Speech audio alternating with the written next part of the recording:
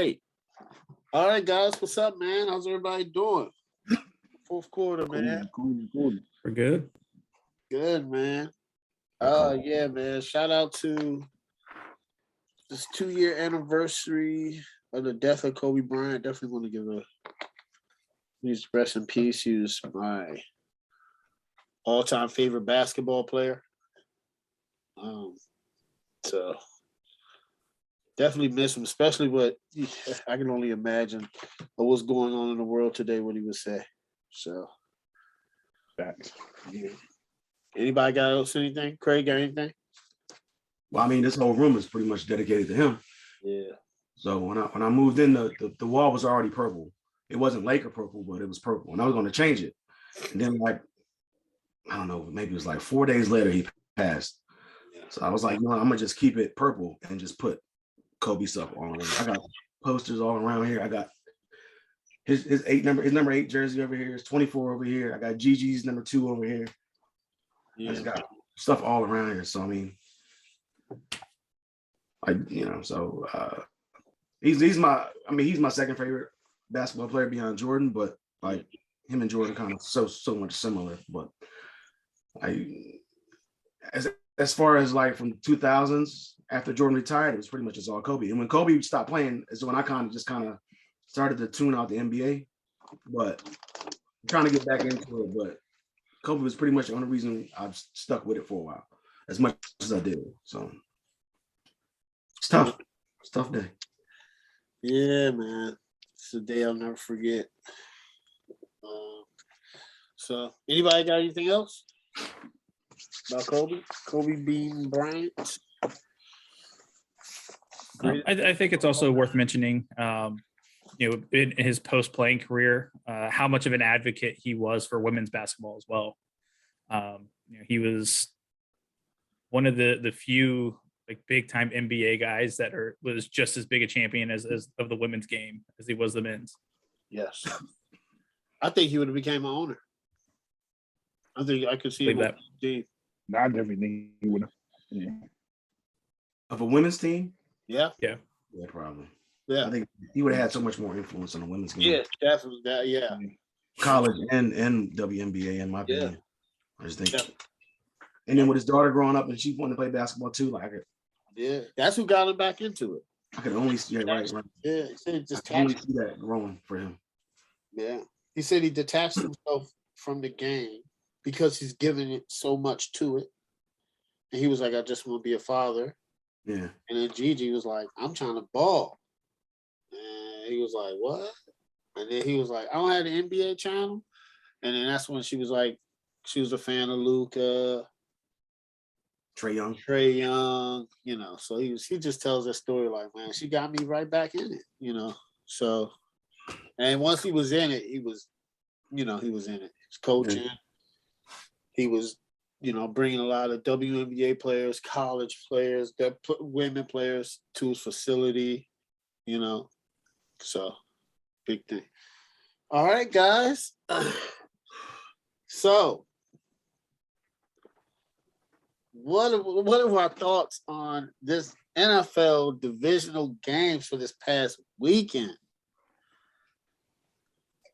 I'm gonna start off with Mo. What are your thoughts, man? Man, just real exciting. It's real.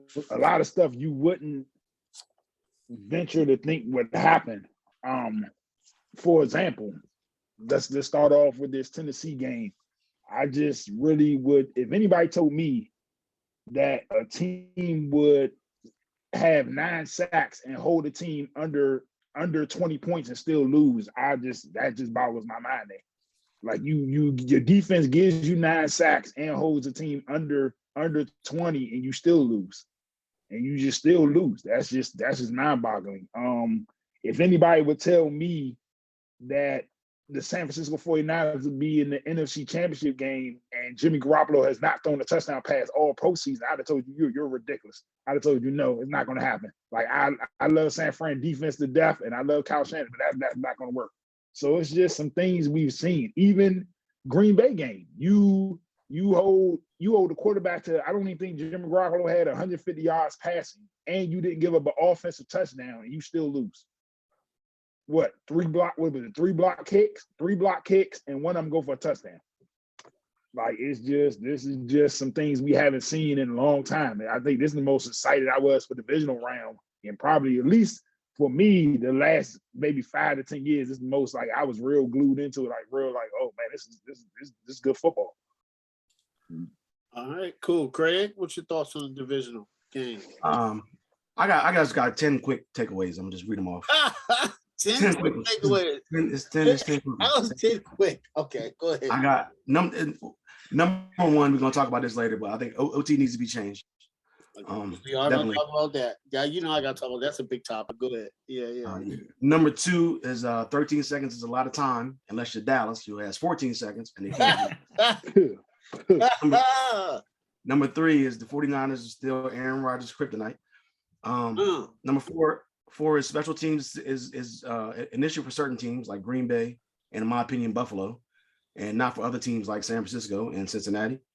Number 5, I got questionable coaching decisions, like the blitz, the corner or the slot corner blitz for on the second to last play of the game with Tampa Bay against the Rams that gave up that long pass to Cooper Kupp. That was, it was strange. The Bills didn't squib kick, and for some reason, I didn't understand why Mike Vrabel didn't kick the extra point when they tied it up at 6-6, and it could have been late in the game. It could have been up 17-6, and you just ran the clock out, or for the most part, tried to run the clock out instead of trying to get in field goal range. And then he threw a pick. Number 6 is Josh Allen and Patrick Mahomes look like, Tom Brady versus Peyton Manning. That could be something for the future. 7 is I'm still advocate for 8 teams in the playoffs instead of 7. 8, I got Joe Burrow is really tough, and Tannehill sucks. 9, I got this is the greatest weekend in the NFL I've ever seen. For a whole weekend, like all games were just great. And number 10, Carolina sucks. Nothing to talk about. Well, you're not excited for Ben McAdoo? Man, he did increase the team's offense when he was there with the Giants, right? Yeah. Over a period of time, but it doesn't matter because the coach is still he's still there. He shouldn't be there anymore. He's what, 10-23? Yeah. Or something like that. He should not be there anymore. Like, he needs to go. Then he's bragging about how he can get all these college coaching jobs. Leave. Yeah. He's not good. I doubt you can get USC. You could have gotten USC at LSU anyway. But whatever. He's not good. He needs to go. All right, Corey. Yeah, hard to follow that. That's 10 things, man. The divisional round is often considered the best weekend in football for the NFL season, and we did it live up to that this past weekend. There are a lot of interesting and compelling storylines going into the weekend, and all 4 games lived up to the intrigue plus some. Honestly, I think the most glaring takeaway from the entire weekend was what we had talked about last week, and just the disappointment that Bills Chiefs wasn't for a trip to the Super Bowl. It was one of the most insane endings to a playoff game I've ever seen. And had the stakes been even higher and it been for a trip to the Super Bowl, I struggle to have words for how to put that. Even if we get a great competitive AFC title game between the Chiefs and Bengals, it's still going to feel like a bit of a disappointment after that divisional round game. But I will say, I feel like this weekend, the football gods shine down favorably upon us, which I feel like does not happen too often. And it was a lot of fun to watch. All right. This weekend, as you know, we in a group chat. I couldn't stop myself, man. Next time I'm just gonna go to Twitter. That's what I'm gonna do next time. And anyway, I mean, it's great, and this is why NFL is king, because last week we were talking about the terrible amount of blowouts. I mean, it was ridiculous, and the Dallas game came in 14 seconds, but really, I don't really think so. It's kind of 3 quarters, 3.5 quarters. They were dominated. So I mean, the Cincinnati Tennessee game, went down to the wire, phenomenal. I was like, okay, that's one good game. San Francisco versus Green Bay. I'm down here screaming my lungs out because of the block punt. I'm thinking it's over. I'm like, man, this is over, man. Arron Rogers won. I'm thinking he was going to win anyway because that was my pick. 90% of people you're not going to lose to San Francisco, right? It's divisional. You got home. Your team is healthy. You're not going to lose. Wrong. We'll talk about that later. And Jimmy G did not throw a touchdown. And San Francisco receivers were dropping passes early on. I was like, all right, you know. And then it's a blocked punt, touchdown. And then I'm like, I can't believe San Francisco won. Okay. Then it's Tampa Bay and Rams. Rams are down the game. And then it's fumble, Rooski. Tampa Bay's back in it. And I was like, what is going on? This is crazy. And then Matthew Stafford deep, Cooper Kupp. I was like, Faith, this is crazy. She's like, what is he yelling? And yelling again. It's 2 days in a row. And usually when we sit down to eat at the sports zone, I'm like, yeah, I can change. So you want to change? I was like, no, it's divisional weekend. Can't change the TV. I need to glued in. When the NFL playoffs start, I'm glued in. Right? It's not the regular season. It's for all the marbles. And then got the Bills. Bills and the Chiefs. Do we realize that it was 26-23 with 1:57 left? And I'm thinking like, oh man, I think, a lot of people picked the Bills too.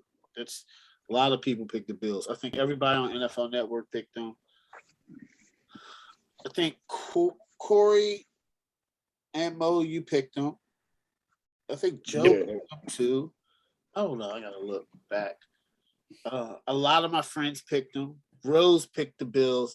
For real, like a lot of people picked the Bills, and I wasn't surprised. Yeah. I picked the Chiefs, but I was like, well, But that game was phenomenal. It went back and forth in the fourth quarter. At 13 seconds, you can't give Patrick Mahomes 13 seconds. That is a crazy new level. And I don't know if you've seen it. I'm gonna end on this note.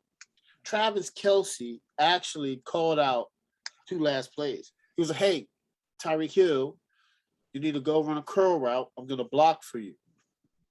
Ran a curl route, they blocked, they got some yards. Then he told Patrick Mahomes, he was like, man, if we run a seam again, I can run a seam and get open.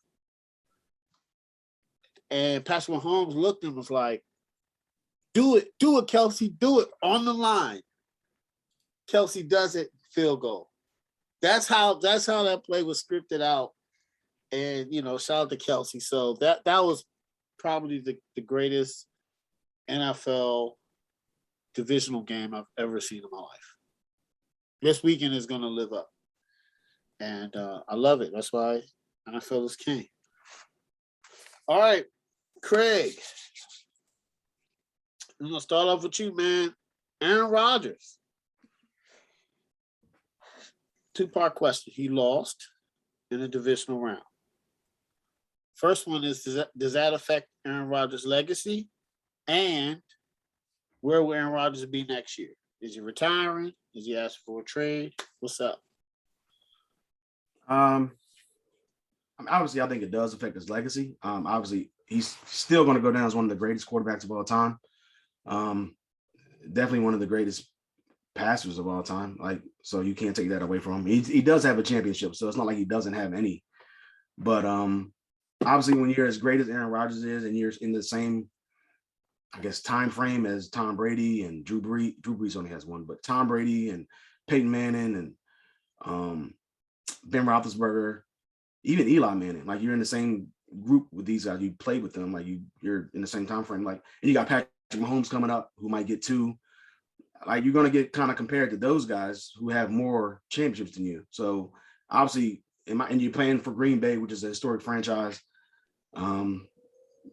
where they had Brett Favre previously. He only had 1, but before that, I think Bart Starr has 5. it's not Super Bowls, but Brett went to 2 though. Brett went to 2. Right. So I mean, and then you consider the fact that you're 1-4 in NFC Championship games. You lost your last 4, I believe. You're 0-4 against 49ers in the playoffs. Like, all this matters at the end of the day. And like I think it's fair to compare him to these guys because they're in the same era. He's just going to get judged accordingly. Like, he needs to get judged for this, and I think it will affect it. And whether it's good or bad or indifferent, but like I said, to me, he's still one of the greatest quarterbacks of all time. But like, this is tough. I think this is probably the worst loss he's ever had, or at least one of the worst losses he's ever had. I mean, it's tough, man. It's a tough way. If this is his last game, it's a tough way to go out. But I think I got like 5 teams he could go to. The Broncos, they have obviously the cap space. They can bring in Devontae as well if they needed to. I think they have enough space for him. They can just make a trade. The Steelers need a quarterback. They have a great coach in Mike Tomlin there. So all they really need is a quarterback for the most part that I can think of. Good running game, good wide receivers. The Raiders, if the Raiders wanted to make a move, they could try to get Arron Rogers. They don't believe that Derek Carr is their guy, which is, made it to the playoffs last year, and that's probably not good enough for the Raiders. And they got, the new stadium and all that. So, and it's Vegas. The Browns is another team. I don't believe in Baker Mayfield. So, and they have a really good offensive line. They have really good running backs. They don't really have any wide receivers, except Jarvis Landry's there. I forgot about him. But Jarvis Landry's there. The other ones are just up and comers, but they do have. They could bring in Devontae. They have cap space to bring in him. And obviously, still the Green Bay Packers. Like, they had to figure out what they're going to do with Devontae, and maybe they could franchise tag him or something like that. Because I don't think Arron Rodgers is going to come back if Devontae is not there. I just don't see that happening. And so I don't think he's going to retire. I think he still has a little bit more left. But I think he's trying to go to a team that's capable of winning. He doesn't want to go to some scrub like the Panthers. All right. Corey, Arron Rodgers, man. Does it impact his legacy? I'm not sure how much. Like, if he were to retire after the season, yes, I think it does. Because this may have been his best shot to get his second ring. This team was poised to succeed. It's probably the best defense he's had in Green Bay in his career. And it sure seemed like the NFL was expecting the Packers to go to the Super Bowl, because it sure kind of felt like the NFL changed their rules on testing unvaccinated players to accommodate a potential Arron Rodgers Super Bowl appearance. So this loss is definitely going to fall into his lap, especially when you consider his defense gave up 6 points and they still lost the playoff game at home. But I will say he's also, he's one of the most physically gifted quarterbacks I've ever watched play personally. He's able to complete throws that only a few other quarterbacks that I've ever watched could even think to attempt. So he's, as Craig said, he's up there in the top tier of quarterbacks who have ever played this game. This one loss isn't going to drop him out of that or anything. As for his future, there's one thing I feel like I can say with a large level of confidence. Green Bay is going to be trading a quarterback this offseason. I think if Rodgers comes back, I don't see any scenario where he comes back without them trading Jordan Love. So I think he flexes his muscle and makes that happen if he returns.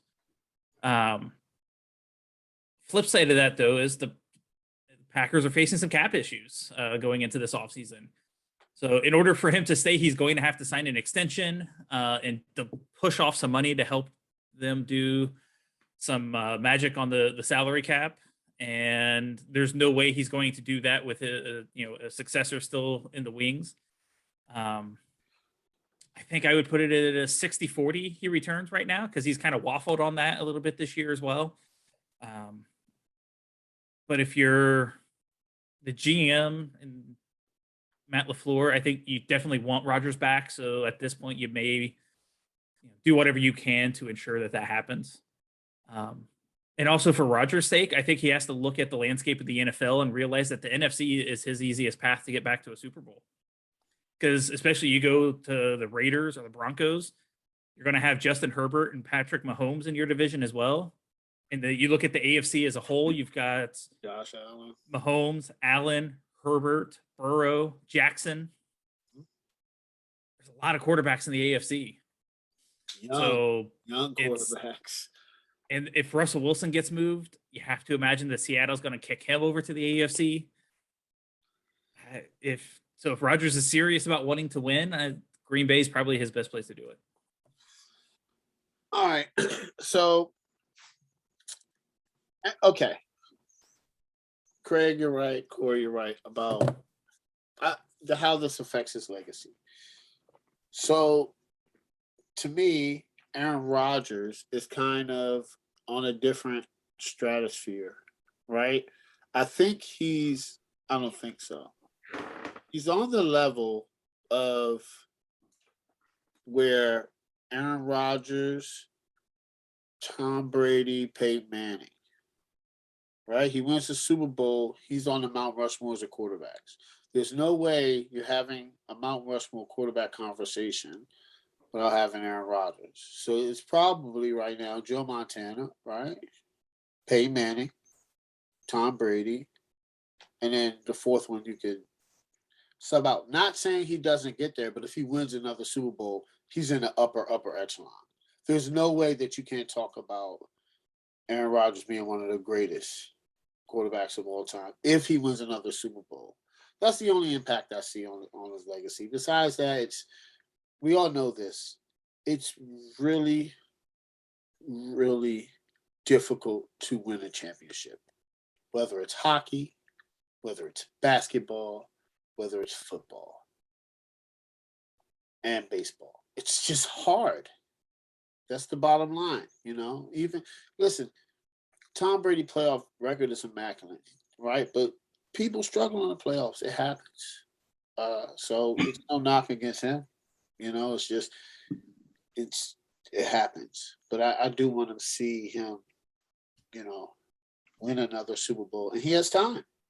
He still has time. It's not, he's 37. He's not happy, but I don't think he retires. I think he still has time left. All right. So, just like what Corey said, I do not see him leaving Green Bay. The only reason why is that's the NFC's the easiest path. I was watching, listening to Colin Hurd. He said this, the AFC's deep with quarterbacks, right? Like you said, Patrick Mahomes, Josh Allen, Justin Herbert. And if the Raiders don't move Derek Carr, he's a buzz in your side. Okay?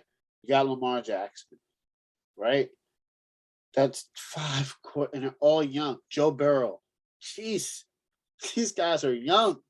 Your coaches are young. Your teams are young. You go to Denver, you got to see Patrick Mahomes and Justin Herbert twice a year. Sheesh, right? I'm just saying. I don't know if he wants to win a Super Bowl. I think he sits down with Green Bay.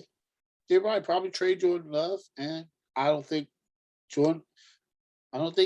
if Jordan Love is that good or not. I think they kind of messed up on the pick, and it's okay. It's okay for them to say we were wrong. Trade him, right? Get a good pick in return. Bring Devontae back. If Arron Rodgers comes back, Devontae comes back. You trade some people, let them go, get underneath the cap. The NFC's wide open. We're going to get to another person. Sounds like he's about to retire. We're going to get to that in the next question. But you got to think, besides Russell Wilson, right? Who else is a threat to NFC? Rams? The Rams. I'm sorry, the Rams. That's it. Maybe the Cardinals. They got to fix their coaching situation. Maybe Dallas if they get Dallas, their coaching situation. Eagles are a mess. Washington football team's a mess. Carolina's a mess. Saints are a mess. Tampa Bay, we don't know. Chicago, we don't know if Justin Fields is good or not. Vikings is a mess. Detroit's a mess. San Francisco's not bad. Yeah. So that's what San Francisco Rams. I mean, San Fran's still replacing their quarterback next year. Still replacing their quarterback. So we don't know what we have in Lynch. I'm just saying it's not Joe Burrow, Justin Herbert, Carr, Mahomes, Jackson, and Allen. That's worse than Jimmy Garoppolo. Yeah, but I'm just saying he has a better path. They could get the number 1 seed again next year. If he stays in Green Bay, I think he should just stay in Green Bay, and I don't think he's going to go anywhere. I don't think he retires. I think he works it out. He likes it there. Listen, if he goes to Pittsburgh, he fits them. But I mean, how many games I don't see them going to the Super Bowl with him if he's in Pittsburgh. You got to see Lamar Jackson. Sheesh. All right. Okay. Careful what you wish for. Go to the AFC. You don't even. There's no easy path to the playoffs in the AFC. No, it's not. Because I mean, you list those, including Derek Carr. You've got 6 quality quarterbacks, and then you've still got the AFC South with Indianapolis and Tennessee that are, quarterback away from being contenders. You're right. So say Russell Wilson goes to Indianapolis. Jesus Christ, man, what are we doing here? So, that's it. All right, Mo. Arron Rogers. What's thoughts? All right, so as an all-time great, as a great amongst his peers, amongst his era, yes. If we were working towards putting him in that tier of the greats who have left the game, I think these recent losses have hurt that. That saying that has hurt. The losses have hurt in that manner. Is he still an all-time great? Yes. Is he going anywhere? No.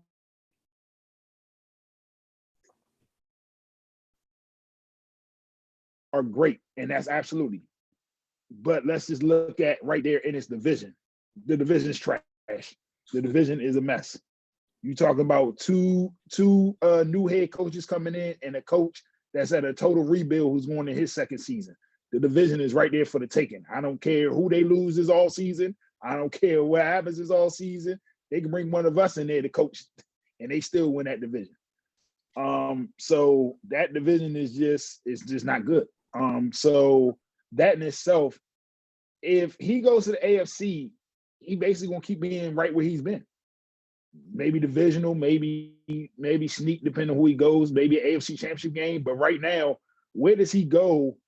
Where does he go right now? And we put him over even Buffalo or Kansas City. Not just Kansas City, but even Buffalo. Like, where could he go right now that we would even put a team right now over Buffalo? He goes there right now, we would say they're better than Buffalo or Kansas City. Maybe we'll say Cincinnati because they're young. Okay, we can throw that card out there. But right now, I'm just using what we just saw in the divisional round. Where could he go right now? We would say they're a better team right now than Buffalo or Kansas City. I can't think of a place. Even if he goes to Denver right now, I still wouldn't put Denver, even with Arron Rodgers on Denver, I wouldn't put Denver. I'd say Denver's a better team than even Buffalo. Like, I just couldn't do it. I just can't do it. I don't think him alone is a trump card added to what they have offensively to say they're better than Buffalo with money on the line. I wouldn't do it. That's just me. I love Arron Rodgers to death, but I just wouldn't do it. So I think he's staying in Green Bay. I understand he threw out there he'll wait for free agency to see where Devontae goes or what Devontae Adams wants to do or what they're going to do with him. But I just truly think he's going to go unless he truly just want to get out of Green Bay and he's happy just earning money and making it to the playoffs and being divisional round, maybe an outside shot at AFC Championship game. But his best bet to try to sneak into another Super Bowl is staying in Green Bay to me. All right, Corey. Tom Brady. He's non-committal. And he came out, said some things. Do you think Tom Brady hangs up his cleats? No. I don't know where this stuff came from. It seems pretty out of nowhere, right? There seemed to be no hint, no indication of this a week ago, 2 weeks ago.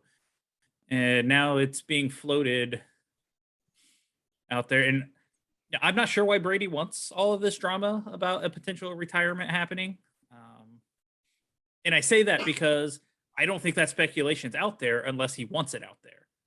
Because I guarantee you, before those reports ran over the weekend, he was getting texts from these NFL reporters and could have immediately shot it down. He didn't.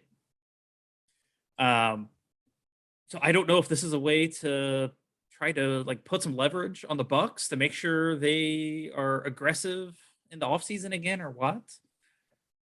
But the only way I see him retiring is if he is not confident that the Bucs will be able to bring back all of the talent again for one more run. Because as of right now, Tampa Bay looks to be in the middle of the pack when it comes to cap space for next year. I believe looking up Spot Rack, it was like 14 million right now. Antonio Brown is gone and he's not coming back. And you look at the list of free agents that the Bucs have this offseason on both sides of the ball, and you got some pretty big names on that list. I mean, offensively, you've got guys like Chris Godwin, Gronk, Ryan Jensen, Leonard Fournette, Ronald Jones, OJ Howard.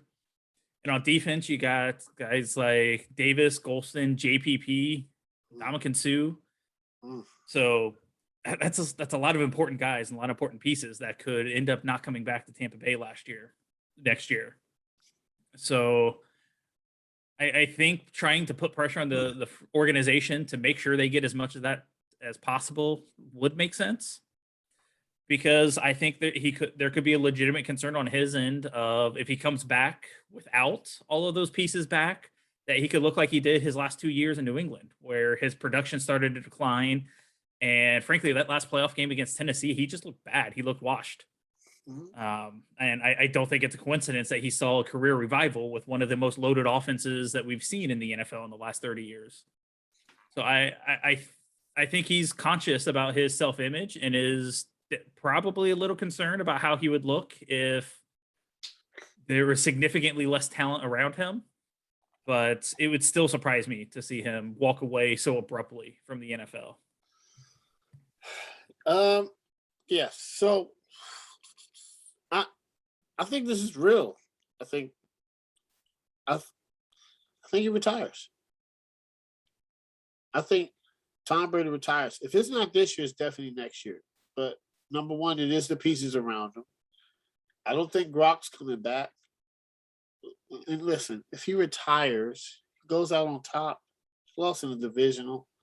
It's okay. He threw for the most yards, most touchdowns. He had a great season. Second All-Pro. You know, I've heard this from people. Shannon Sharp said this. He said, you know, when you start, first of all, I've never heard Tom Brady talk like this, ever. It's always like, yeah, I'm going to revamp, come back. He's talking like he's starting to realize what he's done in the NFL. Shannon Sharp says sometimes when you're playing, you don't realize what you've done. Until you get up there, Shannon Sharp said he thought about retiring. He said, well, I won 3 Super Bowls.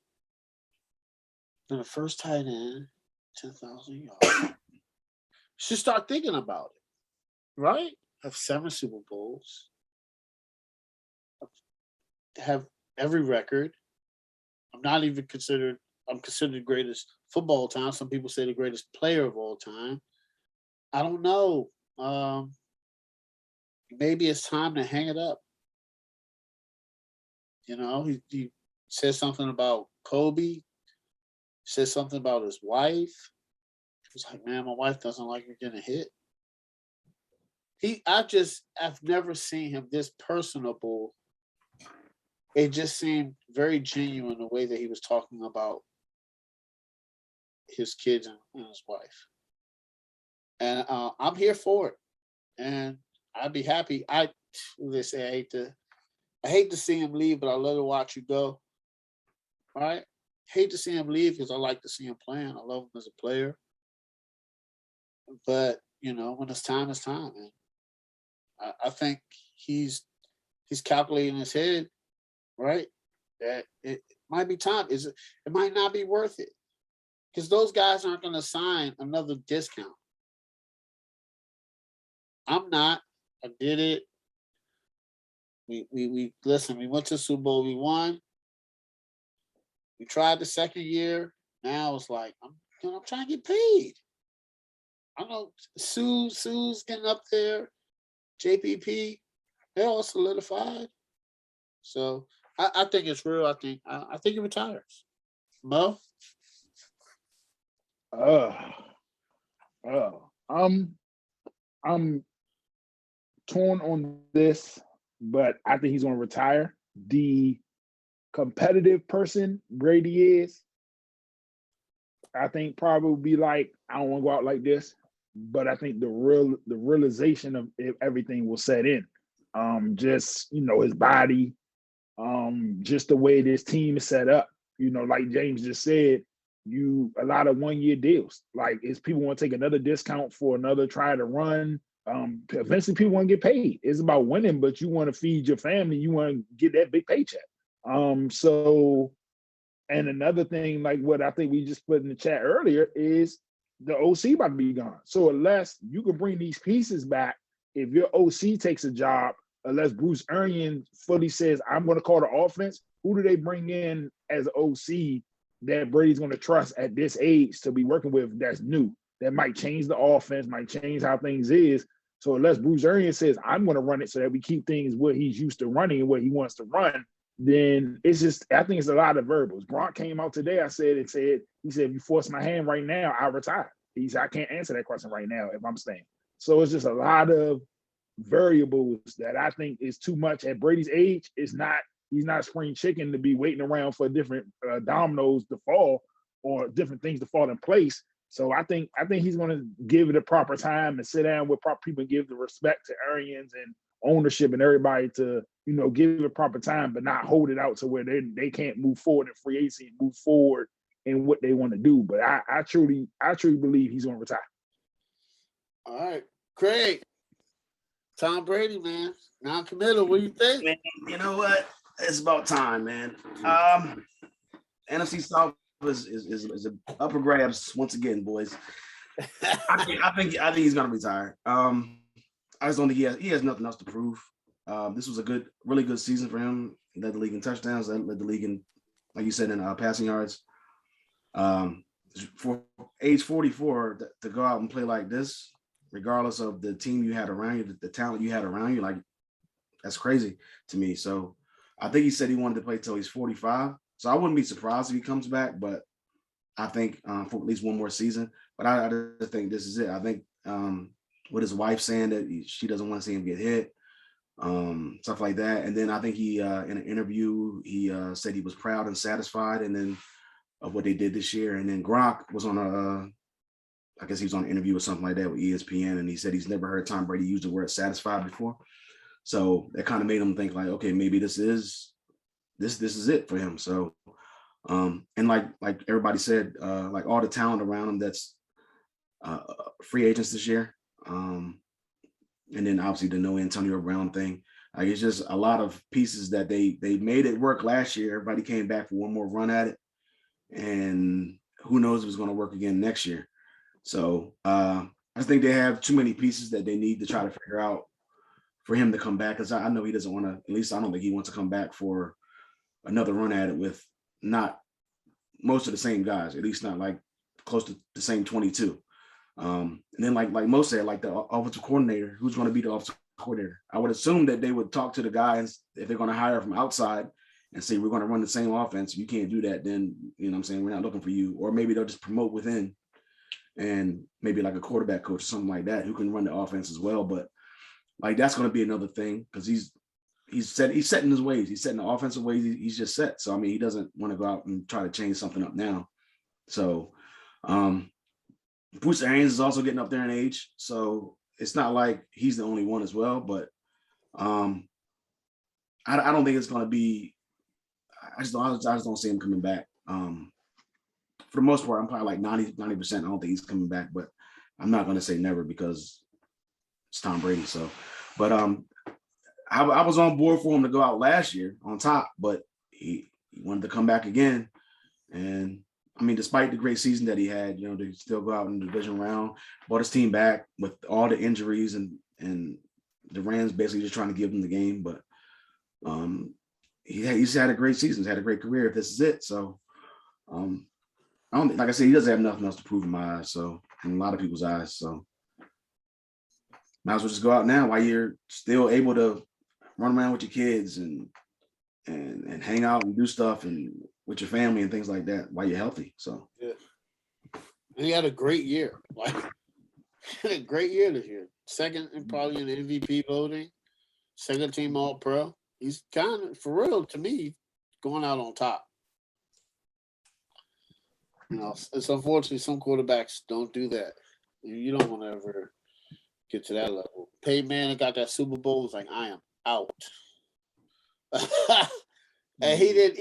I'm not gonna. People say he didn't contribute. He did the best he could, but he was up there. He was getting up there in age, man. He knew it was time. They won a Super Bowl. He was like, I am out. Everybody remembers Peyton Manning winning a Super Bowl. Nobody talks about how.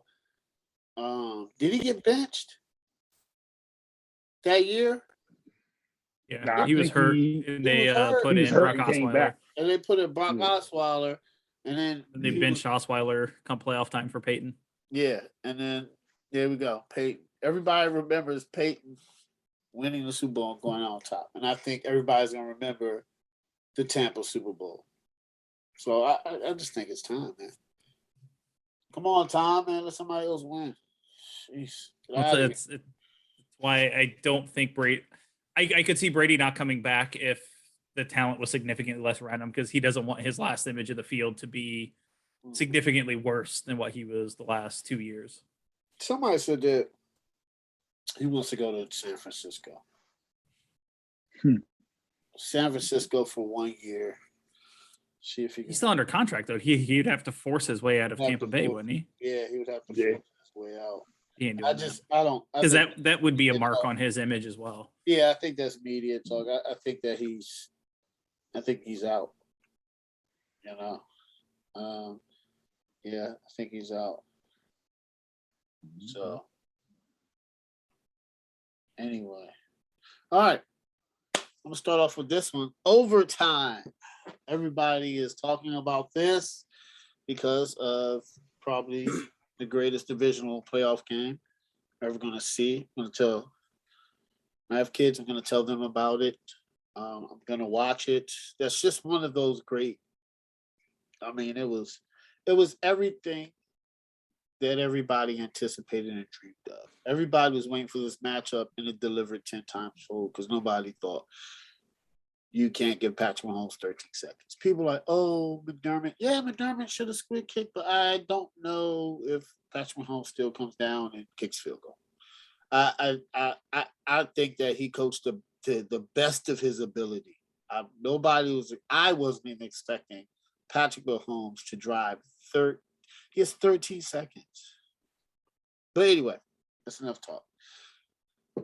Overtime. Should the overtime rules get changed? Number one, the NFL Competition Committee is looking at it. So I've heard I do think it needs to get changed. I've heard ideas from a couple people. One of my friends, Matt, says it should be like college. Each team gets a try. I don't necessarily, one team starts at the 20th. I think with the NFL, you're gonna end up Kansas City might end up playing a 4-hour game. 5-hour or 6-hour game. I don't know if that's the case. So I've been listening to a lot of people, reading articles. One guy said you give one team. He said put the ball in the middle of the field and take each team's 2 fastest players, and whoever reaches the ball first gets the ball. I read that on Bleach Report earlier. I was like, nobody's doing that. And I risked injury to my NFL player. Now, Nick Wright he proposed that the one team gets the ball, the defense determines where they get the ball. He says something else. Where they get the ball and the other, so say Kansas City wins the toss, Buffalo would determine where Kansas City would get the ball, and then Kansas City would determine if they Kansas City would do offensive defense and Buffalo would determine where they get the ball. It's a weird concept. Kyle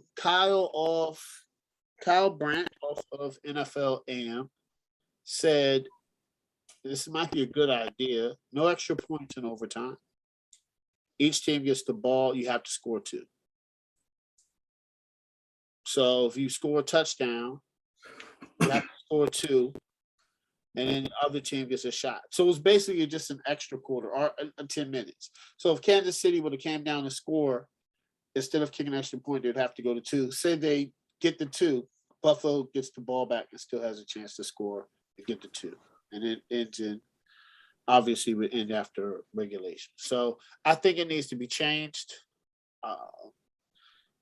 I don't like the college. I think that because college has changed it again. So I don't think that I don't like the 20 and I don't like that. But I do agree that it needs to be looked at where teams get a chance. The other team should get a chance. And it should be one quarter, there should be a winner determined. Colin Hurd said this is my last one. He said overtime should not be played in the regular season, only in the playoffs. I don't know. These are just ideas, folks. Said you leave it all. Said you leave with ties. Overtime is only played. I don't know if it was NFL AM or Colin, but I've been listening to it. A lot of people have been saying stuff about overtime. So I've been listening, but I think it definitely needs to get looked at. All right, Mel. Listen, so I guess maybe I'm speaking because I coach and I'm all for the cliches. Mm-hmm. The rule was originally, right, first score, correct? Yeah. They changed it to give you a chance. Yeah. If you give up a touchdown, the game is over. Yeah. So my thing is play defense. My thing is, especially Buffalo, here it is, you were built originally off your defense. We went out, got a franchise quarterback, but you have a defensive-minded coach as your head coach. Get a stop. Okay. Get a stop. So you're saying it wasn't like it was I say keep it. Get a stop. You got to get a stop. You got to win it defensively because I feel like if you do this now, if you change it, you're taking away the cliche of defense wins championships because we changed it to help the defense saying, okay, you got you a stop. You gave them a field goal. Now you give your offense a chance. Now we're going to change it again. Now when we're telling people you give them a touchdown. Oh, it's okay. You gave them a touchdown. Now we're going to give you offense. No, if defense wins championships, we're already making this an offensive league. But I think it's taking away the cliche of defense wins you championships because now we're pacifying it to say, oh, give them a chance. Oh, it's okay that the defense gave up a touchdown. No, you held them to a field goal. Cool. You played defense. You held them to a field goal. Now your offense gets a chance. But you give them a touchdown now. We're going to change it again to say you give a chance regardless if you give them a score. You give them a chance. No, you lost a coin toss. Go make a stop. Go play defense. You getting paid millions of dollars. Go get a stop. That's just my philosophy. I'm not arguing against anybody else's point if they want to change the overtime rule, but I just feel like it takes away from the cliche of defense wins championships. Okay. A lot of people agree with you, Mel. Craig, OT. I never liked the overtime rule. Can't stand it. I think it's dumb. Like if your special teams, if they run a kickoff back, the game's over. Game's over. If they run one bomb on the first play, the game's over. Cornerback slips. Whatever it is, it's offensive pass interference. They don't call it. Push off. He's gone. The game's over. Nothing you can do. I prefer if both teams get a possession. Like if you get the ball, you go down and score. Okay, cool. Now the other team gets to match you. If they can't score, then yeah, the game's over. At least you had a chance to go down there and try to do something as well. Like if the game is still tied after that, then maybe you look at saying, okay, now you got to go for 2 or whatever it is. Just something to that way. It's not, you're not playing for another hour and a half or something like that. I like to go for 2 instead of extra points. I don't mind to go for 2. Like even if you want to just do it regular overtime, just say go for you can't. There's no extra points. You got to go for 2. Something like that. I'm cool with that. I just want to have both teams that have equal amount of possessions. Like, you know what I'm saying? Like I just think that's fair. I get the defense has to play too, but like if you can't, your defense is that. Having to like somebody on your defense gets hurt or whatever it is. I don't know, man. It's just like you just don't have the equal amount of opportunity for your team to go down and score as well just because they won the coin toss. Another thing, like this is something that's cheesy, but like you could start the game on the 50-yard line. B team gets a possession at the 50 instead of the 25, like in college or something like that. It's not the same, but it's not college.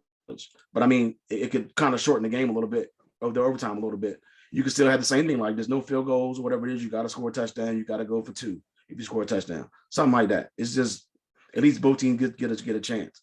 Yeah. But like as far as the rule now, I don't like it. And in the regular season, like I think both teams should have a possession as well. But if it ends in a tie, then that just ends in a tie. But the playoffs, if you want to keep that for the regular season and just say, okay, first team to score wins, okay, I wouldn't be too opposed of it, but I would like both teams to have a possession. But in the playoffs, I definitely think both teams should have a possession. Okay. So, okay, Corey. Well, I'll start. I believe on Twitter, I think it was Peter King. I saw point out that 2 years ago, after the Chiefs-Patriots AFC Championship game that was decided by a coin toss, Kansas City proposed a rule change to overtime to ensure teams in the playoffs would get a possession. Nobody else was on board with it, including Buffalo. Isn't that funny? Right? Funny how that changes once you experience it for yourself. But look, personally, I have always been a major advocate for the NFL adjusting their overtime to match college because college, I felt, had the best overtime format. In the NFL, you started at the 40 or 45 instead of the 20 or 25, whatever it was in college. They were like Craig was saying, like around there, 40, 50, whatever. Because at least you start at the 40, a team goes 3 and out, you've got a 57-yard field goal. That's not, yes, kickers are more accurate than they've ever been, but that's not a gimme, especially in the playoffs. A long field goal, man. So it would force an offense to still do something. But as you had pointed out, James, since college has already themselves shifted away from that overtime format, there's no way the NFL goes to it. I think the logical solution would be for the playoffs only. You do a 10-minute period, 3 timeouts, all reviews from the booth. Agree that. You have a full 10-minute period, and then if you go to a second overtime, it is sudden death at that point. Because with a 10-minute period, both teams will have had a chance to possess the football, and there's no excuses. Yep. I think the issue, if you just tweak the current rule, and instead of changing it where even if the team gets a touchdown, the other team gets a chance to respond, then it goes to sudden death. I feel like there's 2 issues there. One, the game is still potentially decided by a coin toss because the defenses are gassed. So whoever scored the first touchdown, decent chance their defense gives up a touchdown. Well, then they're just going to march down and score a touchdown again. Yep. But it also would give the team that started on defense first an advantage. Because if you know your defense is gassed, is done, is likely to not get a stop, well, you're just going to go for 2 and go for the win instead of kicking back off. Yeah. So it gives them a little bit of an advantage over the team that wins the toss. So I get Mo's point and that argument that, it's football, make a stop. But between the rule changes to make things harder on defenses and just the style of football changing, that's easier to say when you're running the ball 35 times a game and you don't have defenses literally running all over the field for a good chunk of the game. Yeah. But by the time in today's NFL that you get to the end of a football game, defenses are just gassed. They don't have a lot left, and it's asking a lot to go out and make a stand against a really, really good quarterback like Patrick Mahomes. I know defenses get paid too, but it's just the way the game has evolved. It's not asking the same as what you asked of your defense 20 years ago in that stage. So. Now, I hadn't heard Cowherd's, I think you said, proposal of doing away with overtime in the regular season. I would be actually in favor of that. I don't think that's terrible. I don't know if he said it. Somebody on the guest on the show said it, but somebody said it. It's logical, though. As if tie is a tie. Let it go. Yeah. I mean, if the concern is over, because I think some of the reason of shortening the overtime period was concern for, players' bodies and all that. So that is, fair concern these days. So get rid of overtime in the regular season, institute this policy of 1 overtime quarter, And then after 10 minutes, if it's still tied, you go to sudden death at that point. Yeah. And I think that's probably the best way forward. Yeah. So it's interesting. They're gonna change it. It's gonna happen. And with the competition committee looking at it, it's gonna get changed because Mo, I know defense wins championships, but the league is trending offensively. So Yeah. yeah. All right, so that's there. All right, so hold on. All right, so one It's trending suggestion I off- would take just for the playoffs. Hold on. One thing I was just thinking about this as I was talking, just for the playoffs, and I want to see if this will make how y'all would feel about this right quick. Is in the playoffs, if a team scores a touchdown, right? Whether it's a field goal or a touchdown, you get a chance. But if the team scores a field goal, the other team scores a touchdown, I still think that should be a loss. If the team scores a touchdown, I think you should still get a chance, but you have to score a touchdown. Like you can't just score a field goal to keep, you see what I'm saying? Like it still gets the chance. You see what I'm saying? I might be cool with that, but I would only want that to apply for playoffs so we get a chance for like this past weekend, Josh Allen to get back on the field. You know what I mean? So I'm cool with that. If a team scores a touchdown, you getting a chance, or if a team scores a field. But I think if the first team scores and you get to stop and you keep them to a field goal, I still think if the second team gets the ball and they score a touchdown, the game should be over. Yeah. You know what I mean? Yeah. So, all right. Mo, we're gonna start with this one. Excuse me. We did this last week where every team that lost in the division round, we just say three things that hindered them from, while they lost the game, and then three things that they could help them in the future, as an organization. So I don't know how we did this last time. Did we do one team at a time? Okay, so Mo, we're gonna start off with the Titans. Turnovers, inconsistent quarterback play, just now getting over the hump. I'm gonna say get over the hump. Sometimes it takes these losses, maybe these couple of losses or these bad moments to get over the hump, because 2 years ago they was in the AFC Championship game versus the Kansas City and was up 10. Yep. So just not being ready to get over to take that next step. Moving forward now, we said three things for the future. Yeah. After experiencing this, three things in the offseason approved. So like the future. Right. Yeah, go ahead. I get you got the number one seed, but after a performance like this, when your defense plays so well, you have to take a hard look at, is Tannehill your best going forward? And when I say best going forward, it's for you to win a championship. You know what I'm saying? It's best going forward for you to get to a championship, because you have to look at the big picture. This AFC is not going nowhere and it's getting better. So is he going to be the right thing going forward? Is he best going forward, and for how long? Two, another you got to add a third receiver here. I mean, Julio ain't a spring chicken no more, and he's had a lot of injury problems. So you had to get another receiver in here, a third receiver to develop, to where if one of them go down, something happens, somebody's ready to go. And two, I think just find a third. My bad. Third, I don't know if it takes, whether it's whatever strategies or whatever prep talk or bringing somebody else in or whatever. You looking at 2 of the last 3 years, you've been in the AFC Championship game, you was up double digits. Now you've been a number one seed. And you lost to a team when your defense gave you 9 sacks and held a team under 20 points. We talking about on the NFL level. On the NFL level, 9 sacks and holding a team under 20 points and you lose is unacceptable to me. It's unacceptable. Somebody got to be evaluated. Somebody has to take the hurt for this one, because whether it's cuts, whether it's trades, whether it's a reevaluation, it has to be unacceptable that you're a 1 seed at home and lose to unexperienced team when you had 9 sacks and held them under 20 points and still lose. That to me is just unacceptable to me.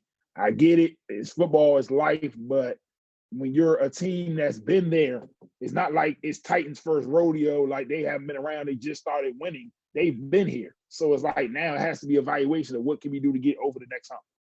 Okay. All right. Craig. Titans. Yeah. Well, the reasons why they lost is because the quarterback was terrible. 3 picks. First throw of the game was a pick. Late in the game, he threw a pick that cost him the game, basically. So that didn't help. Number 2 is they were 1 for 8 on third down, 0 for 1 on fourth down. So you're at home and you're going 1 for 8 on third down. That can't happen. And number 3 is, well, I had Joe Burrow here because he was tough, but I thought about it, and it's bad coaching, I guess. Like, I think Mike Vrabel not kicking the extra point early in the game. Now, who knows what could have happened later in the game, whatever it is, but that could have put them up 7-6. And like I said, they could have been up 17-16 late in the game, but things had played out the way they did. And you could have just ran the clock out possibly, or at least punted the ball and gave them a longer field or whatever it is, instead of throwing a pick. So who knows if that could have changed it, but I at least theoretically, if you look at it, they could have been up late in that game. So that kind of cost them to me. As far as improvements for next year, definitely got to look at the quarterback position with Ryan Tannehill. The way he ended the season is terrible. Like, he should not have thrown, as an experienced quarterback going against an inexperienced team, a team that's been to the playoffs. I don't know, I think the last like 3-4 years. Like, you can't have that. That can't happen. But the only bad thing, I guess, he's owed $29 million next year. Yes. So that's going to be kind of difficult to get rid of him, but and he can't be released without the team losing $20 million of it. So that's tough. It looks like they're going to have another year of Ryan Tannehill. They got to improve the secondary. They had the eighth worst passing defense last year. The defensive line clearly is phenomenal. 9 sacks, that goes without saying, but the passing secondary, it's not good enough. And obviously, like Mo said, they got to get another wide receiver alongside Brown, at least, if they're at least a number 3, but I would prefer a number 2 just because Julio Jones, he's not that guy anymore. He only played 10 games. He had 31 catches, 434 yards, and 1 touchdown. He's just getting up there in age. That's why he was traded in the first place. He's not good anymore. He's not good, and he's not a number 2. He could be a number 3 for that team, but unless he can show next year that he's durable, reliable, and can make plays and stay on the field, like, he's just not going to be a number 2 for me. So that's where they need to focus on, in my opinion.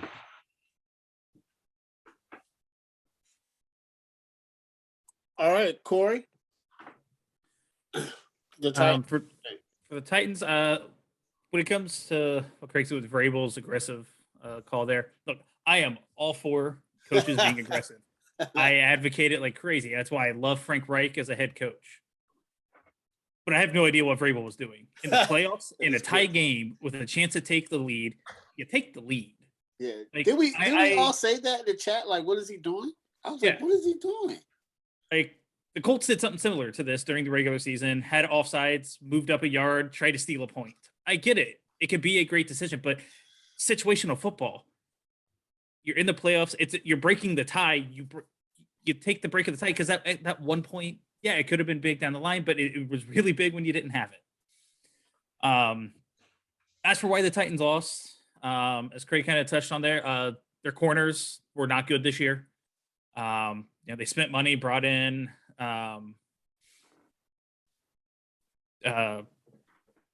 Jackrabbit. Can't think of his last name. That didn't work. They drafted a corner first round. He got hurt. And their corners got exposed by the Bengals.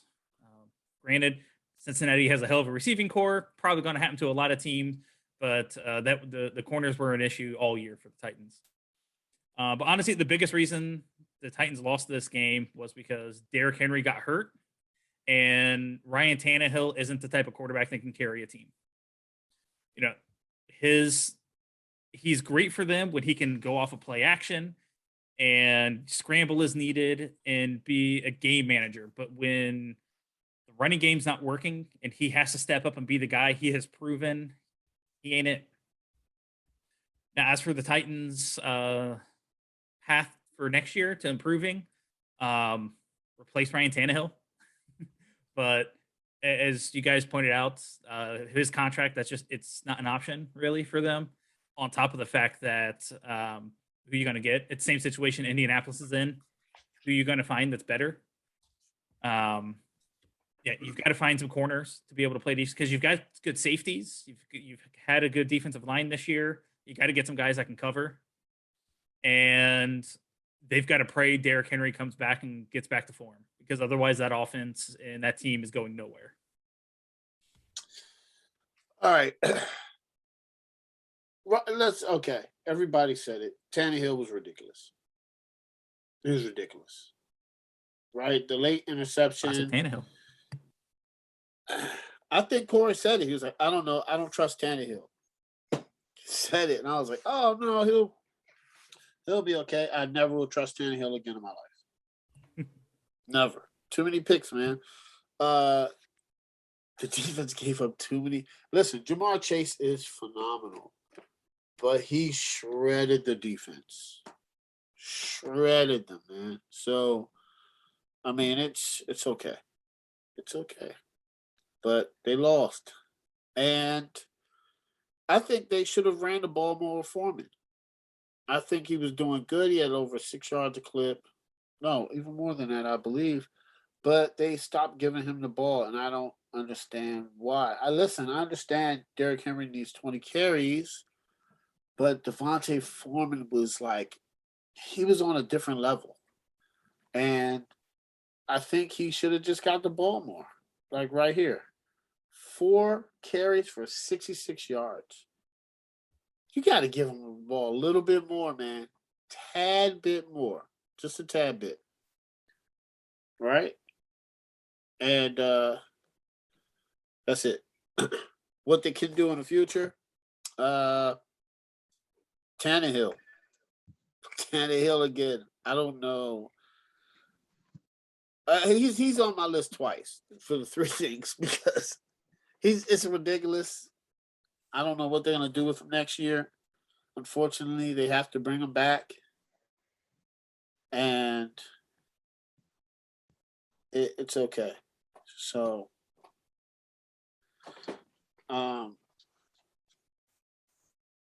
yeah.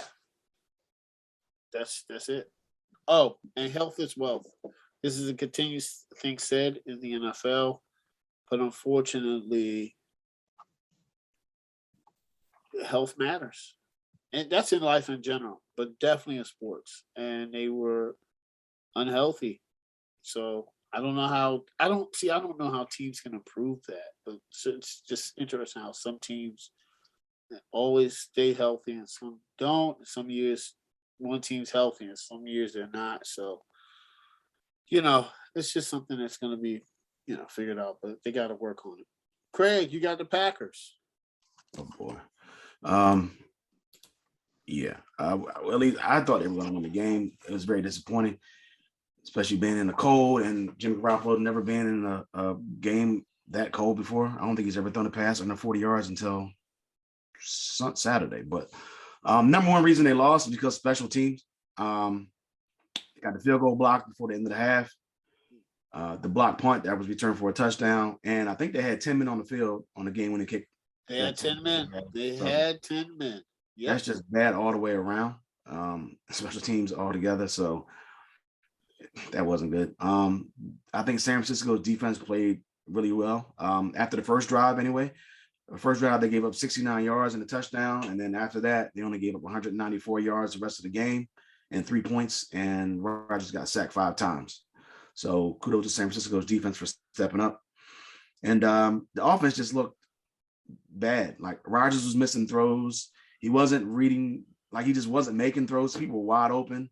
He was just trying to throw the ball downfield a little bit versus throwing the ball to the right guy. And he also the other players just didn't step up. Jones, the running back, had 9 catches, and Devontae had 9 catches. The rest of the team only had 2. So, like that, I don't understand what happened there. But Rodgers just looked off, like he just wasn't on his game after that, especially after the first drive, and he didn't have a touchdown pass, so like it was just bad all the way around. It looked like he was trying to play too safe or something like that. I'm not sure. He's just making some bad reads, bad decisions. But definitely they need to address Rodgers in the offseason. Whether that means him coming back, maybe a trade from Jordan Love, some type of accommodation for Rodgers, but it needs to happen. That's to be their first thing. But I know the ball's in Rodgers' court, so he's going to make the decision sooner rather than later, which is good for the Packers, so that at least they know what they need to do. They got so many decisions in the free agent, and with their free agents, they have 23 free agents in total. Adams, Lazard, Valdez-Scantling, Tunyon. That's his pass catchers right there. His top three or top four. I mean, I guess Randall Cobb in there as well, but Campbell, Douglas, like those guys on the defensive side. Like then you have Zadarius Smith, he's got like almost a $28 million cap hit, and the team who's already $40 million over the cap. I mean, you're gonna have to make some restructured contracts or some trades or just let people go or do something. But this team's not going to be the same looking team next year as they were this year.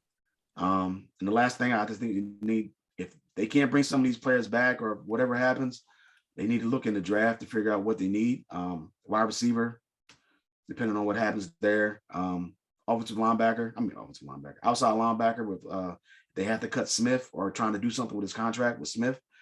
That could be a thing you'll need. An edge rusher, defensive tackle, possibly an offensive lineman. So they need to figure out what they're going to do with their free agents first before they try to figure out what they're going to do in the draft. But they just have so many issues and they're just so far over the cap that it's going to be tough to kind of bring back majority of these guys. So that's where I stand on it. All right. Corey, the Packers? Yeah, Green Bay, I feel like it goes without saying that the Packers special teams failed them. They're responsible for a 10-point swing in that game.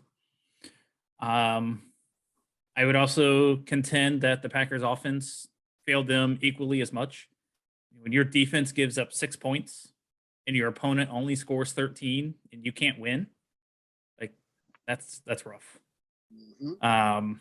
So I think Rodgers and the offense are just as much to blame for that game. Going forward, I said obviously you got to bring Rodgers back. You got to bring Davante Adams back. That's 1A, 1B. And then it's you got to essentially do what the Saints did: start screwing with the cap, doing what you have to push off that salary cap disaster a few more years through the rest of Rodgers' career, and try to make a run while you can. I don't. It's possible because the Saints have done it for done it for the last like 5 years, but yeah, you got to get real creative there.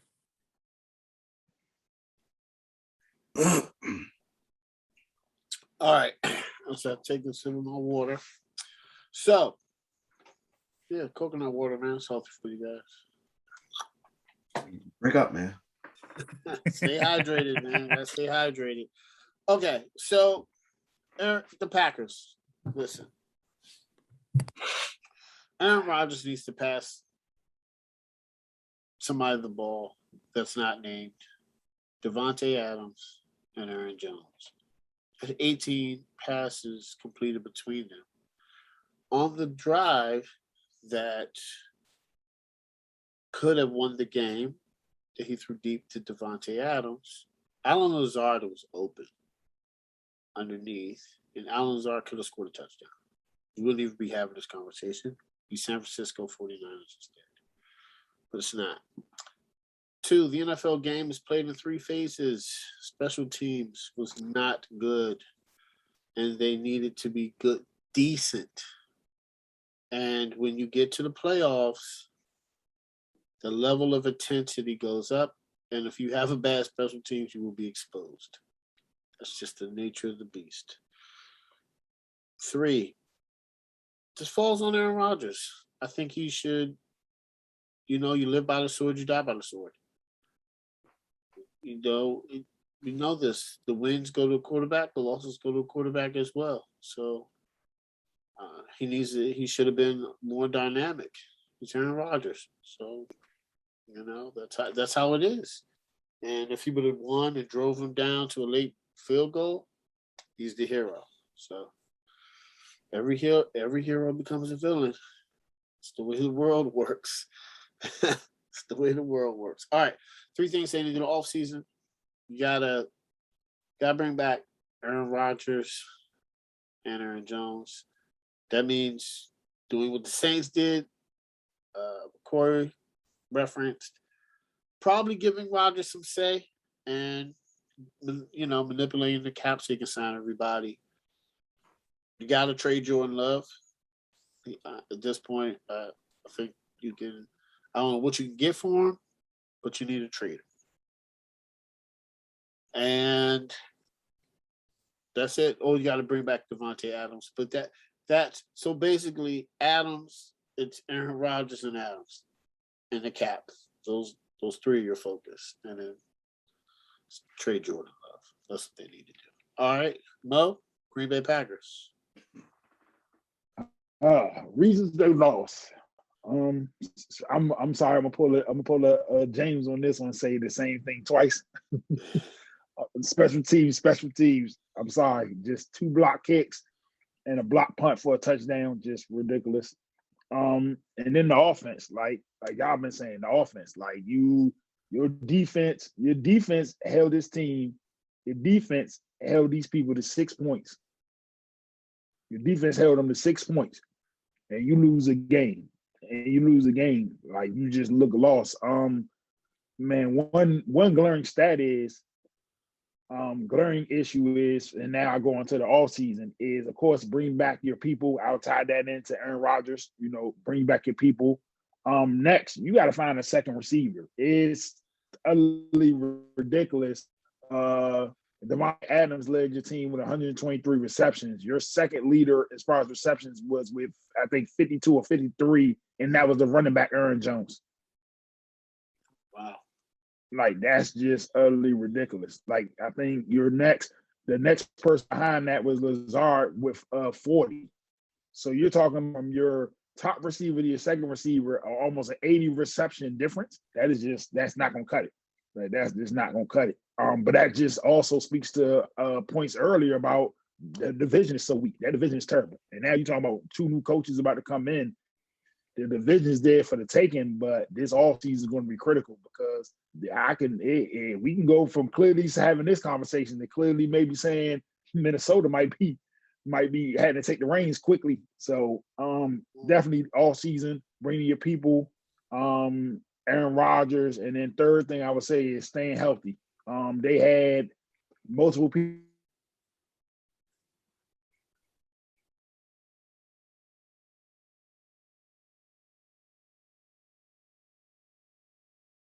games. They had a lot of people out, and I think they held the fort, but staying healthy and then free agency is going to be big. All right. Corey, Buccaneers.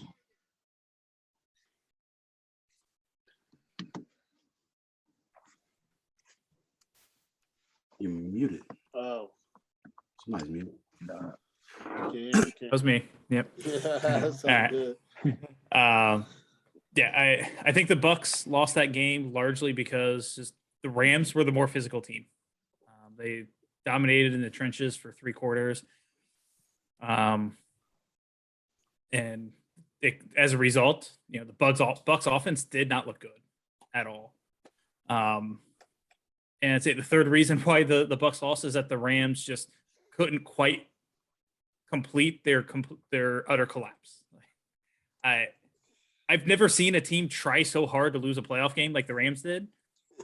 It was insane.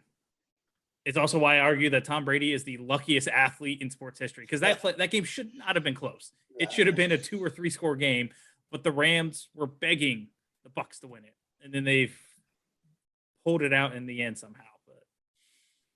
But for Tampa, next year, it's obviously you've got to get Brady back. You've got to get as much as you can around the rest of the roster. I don't know what you do cap-wise to make it work, but Sue is getting up there. JPP, I think, is 33. He's probably looking to get his last payday. Chris Godwin playing on the franchise tag toward an ACL. I can't imagine he's going to be willing to do something like that. He wants his payday. I think they have 2 starters on the offensive line that are going to be looking to get paid. There's a lot of mouths to feed, not a lot of money. And thirdly, if I'm Tampa, honestly, I would consider naming Byron Leftwich the coach in waiting. Bruce Arians isn't going to be coaching for too terribly much longer. I go to Leftwich and say, I would tell him, you're the coach in waiting. It's 2 years tops. If after 2 years Arians still wants to go, we will let him go and bring you in. But I think when you have a good young offensive mind like Byron Leftwich, you keep that guy in the building, because you look around the NFL and all the head coaching hires, and a lot of teams are looking for good young offensive minds. Yep. So you don't let that guy walk out the door when you can keep him. Yeah, definitely agree with that, Corey. I mean, to be honest with you, who's left in the playoffs right now? Offensive minds. Zach Taylor, Andy Reid, and Eric Bieniemy, his offensive mind. Sean McVay, and Shanahan. It's trending. It's trending toward offense. So, the Buccaneers need to run the ball more. Leonard Fournette had 13 carries. And he was average 3.9, so I don't know why they went away from him. Brady passed for 54 times. 54 pass attempts is a lot. And Brady was getting harassed. Aaron Donald was getting harassed, man. So, I think he was getting hit. And we all know Tom doesn't like to get hit. Which, of course, every quarter, nobody likes to get hit, not quarterbacks, I understand that, but Tom doesn't. And the pass defense, they got exposed. So, those are the 3 things the Buccaneers did in the game. What they need to do after is secure the quarterback position, whether it's bring back Brady or do something else. Because Bruce Arians, he is crazy. But he came out and was like, if Tom Brady doesn't come back, I'm happy with all the quarterbacks on the roster. Let's examine who's on the roster. Blaine Gabbert, Ryan Griffin, I've never heard of, and Kyle Trask. That is it.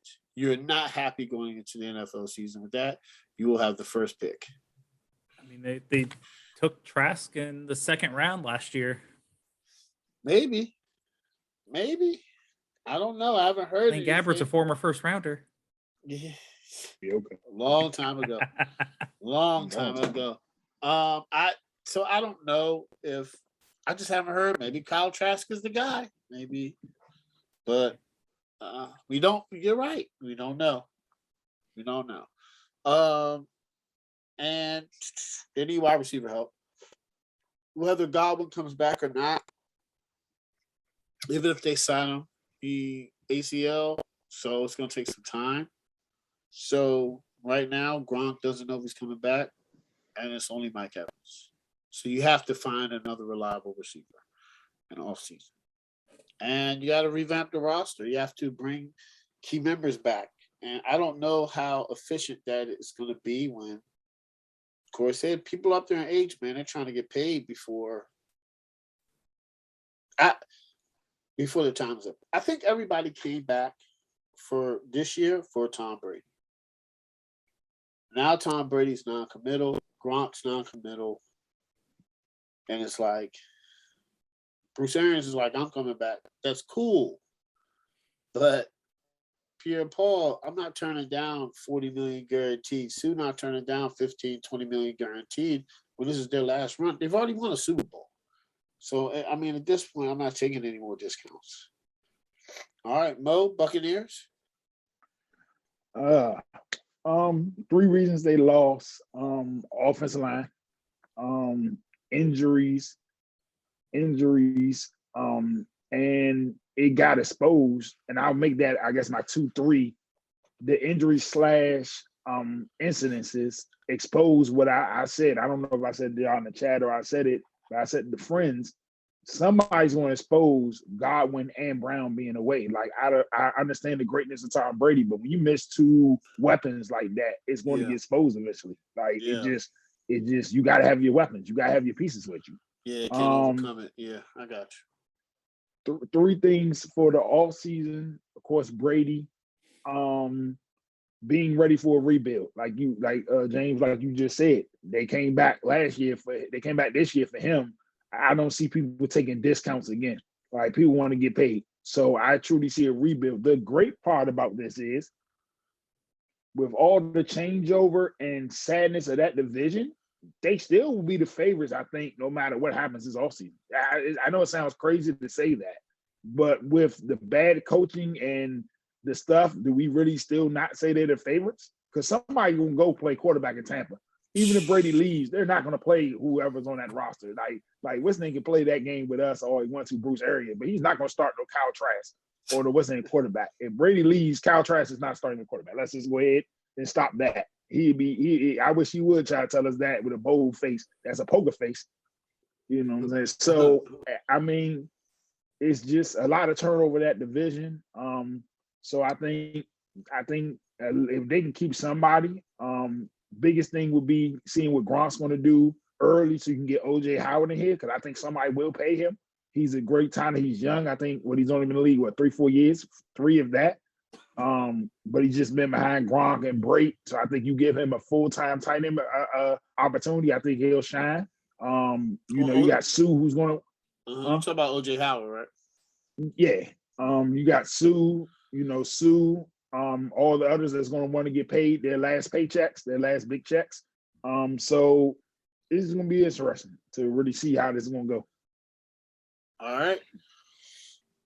Craig, Buccaneers. All right. First reason is they put themselves in a hole, a big hole that's hard to come back from, even if you're Tom Brady and even if the other team is basically begging you to win the game. Down 27-3 in the second half. Like that's tough to come back from. I mean, they did it, but at the end they just couldn't stop the offense, who finally decided they wanted to win the game. The other thing, like Corey said, that the Rams were just way more physical than the Bucs were. They pretty much beat them up for the most part the whole game. And you saw who the tougher team was. And the third thing was the injuries. No Tristan Wirfs. His replacement, Josh Wells, had a quad issue. Ryan Jensen played through an ankle injury. Obviously, there's no Godwin, and Antonio Brown wasn't there either. So kind of late in the season to have all these things happen. And unfortunately, it happened at the wrong time for Tom Brady and Bucs. So just something that they had to deal with, and they almost made it work, but just fell a little bit short. As far as the offseason goes, I definitely think they need to figure out the quarterback position, whether that's Tom Brady, whether that's somebody else in free agency. Maybe they had the guy on the roster that, I don't know, whatever. But they need to figure out the quarterback position sooner rather than later. Obviously the free agents again. Chris Godwin, Jansen, Gronk, Sue, Pierre-Paul. Like, there's so many guys that they need to figure out what they're going to do in the offseason as far as bringing these guys back. And the last thing is their defensive line is old. And now I think, now granted, Sue and Pierre-Paul are free agents. Yeah. But like Sue is 35, Golston's 30, McClendon's 36, and Pierre-Paul's 33. Like, these guys are old. Yeah. The youngest guy they got is Vita Vea. He's 26. So they need to try to build that defensive line to get them younger. Maybe that's through the draft. Maybe that's through some free agents they can find for cheap. But I just think they have some holes there in that defensive line. And I don't think Sue's coming back, and I don't think Pierre-Paul's coming back anyway. But they still need to get pieces to replace those two guys at least. So I definitely think getting younger on the line is a priority for them.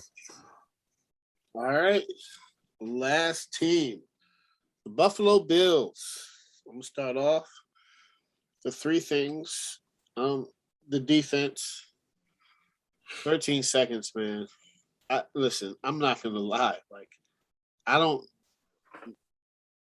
did not see that coming. It's 13 seconds. I'm saying, all right, it's over. Bills won. Because so many people were talking about Patrick Mahomes. This is it. You know, he's not going to do it. Listen, Patrick Mahomes, and he's one of the reasons. He's one of the reasons the Bills lost. He's on my list.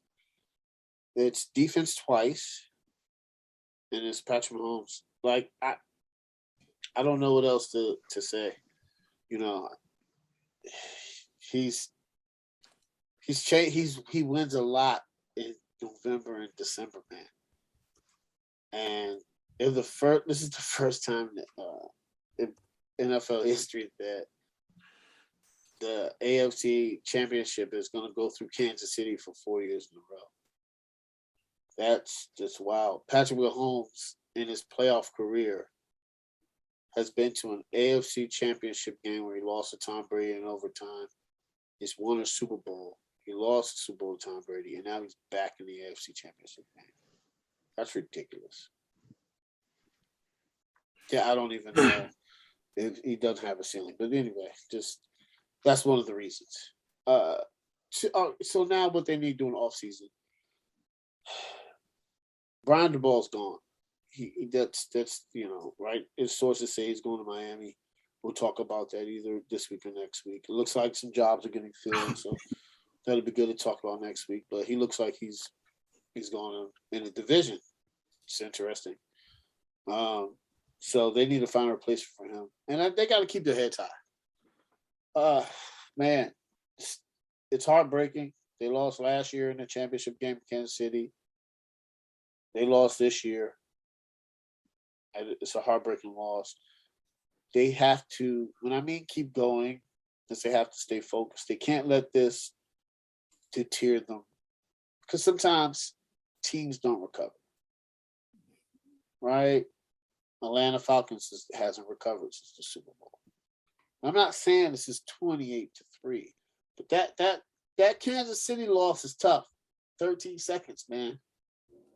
That's tough. So I just hope they keep their heads up and keep focused going into next year and doesn't let this, fuels them more than it, deters them. So, and the third thing is they've done great so far, so they just got to keep chugging along. The only team they can't beat is Kansas City, and that's pretty good to me.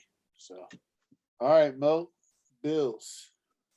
3 reasons they lost. Defense. I mean, we'll start with the defense. Just gotta get stops. You had 13 seconds left, and I'll go back. You still had overtime. You gotta get stopped. Because I truly believe how Bill's offense was moving, and how the injury to Honey Badger was so glaring. That his leadership, the lack of his leadership being on the field was so glaring. If they held Kansas City to a field goal, I think Buffalo would have won that game. I think Buffalo would have went and scored a touchdown that next series. Just the momentum they had. So I think defense. Another thing is just Kansas City caught their stride now. Kansas City has caught their stride. We've been waiting for this. We've been asking for it. People kept saying, "What's wrong with Kansas City? What's wrong with Kansas City?" Okay, now you want to keep asking. Now here we are. And another thing is just the overall greatness of Andy Reid. I think now we got to start to now really have an evaluation of where we want to put Andy Reid as all-time greats now. I think, you know what I'm saying, he's about to look at this 4 straight. He goes to the Super Bowl this year. That'd be 3 straight. With 3 straight in the Super Bowl, he wins this game. Like, that's just, the greatness. Now on to the fix of what Buffalo has to fix is Whew. One thing, like you said, James, keeping it moving. I think keeping it moving as far as fixing your mentality, keeping your spirits high, keep staying not only staying motivated, which a loss like this, if this doesn't motivate you, nothing else will, but not letting it break you. Another thing is more consistent running game. It got better at the end of the year, but I think getting your running game to be more consistent is going to help. And also, I truly believe is one more receiver. I'll say one more receiver slash health because their best. A lot of people didn't say this, but their best corner was out. What, the second half of the season or the last 6 games or something? White, he was out. So getting him healthy and maybe adding one more corner could definitely help you because now you got to look at it. Secondary play. I mean, you got 2 all-pro safeties. I think one was first team and the other was second team. Yep. Yes, you got 2 all-pro safeties and you had a potential all-pro corner that was hurt. So you're right there. It's just the mentality getting over the hump. Yep. All right, Craig, Bills. Well, definitely the 13 seconds. I like I said, I personally thought they should have squib kicked it. Maybe they run like 2 or 3 seconds off the clock from him squib kicking it, and who knows where it goes. It might go to the 10, it might go to the 25 at that point in time. But by the time you catch it and give yourself up, maybe like 2 seconds trickle off. If you kick it and it goes down to the 15 yard line, that's a little bit more room that they have to go. And plus, just like that whole 13 seconds, that the defense, the way they played, like I thought they maybe could have rushed 2 people and dropped 9 people back in coverage or something like that. Like I don't think they needed to rush that many people and kind of leave your secondary wide open. And still they gave up the easy pass to Hill and then the pass to Kelsey later on. So I just think that whole 13 seconds was just bad all the way around. Number 2, I think Stephon Diggs, like he was basically non-existent. 3 catches for 7 yards. Yep. I agree that he's getting whatever it was the best coverage that the Chiefs had to offer. Dribbling him, man. But I'm saying, you have to get him the ball somehow. Screen pass, a reverse, or something. Just get him the ball to get him some type of confidence and get him going or get something going. But Davis had a game of his life. But man, like your best receiver is Stephon Diggs. You have to find a way to get him the ball. And the third thing was the coin toss. I thought that killed him clearly because I said whoever gets the coin toss is going to win the game. You did say that, yeah. That's what happened. So, it's unfortunate to me that that's how it ended for the Bills, but it's coin toss. Whoever won the coin toss, I thought, since both offenses are on fire, that's what's going to happen. 3 things they need to address. They definitely need to figure out, to me, a wide receiver opposite Diggs. Maybe they found that now with Davis. I don't know. I don't think Sanders is it. I think Beasley's a solid slot player. But I just think they need to figure out another strong wide receiver to go opposite Stephon Diggs. They need to figure out a way to replace Brian DeBall if he's going to be gone, and maybe Leslie Frazier, who's getting a second interview.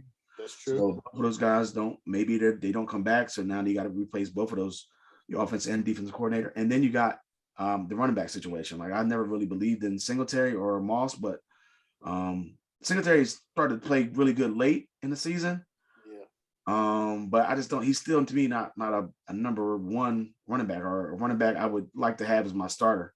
I think that position for the Bills has always been bad, like at least in recent memory. Since maybe like I don't know who was there last.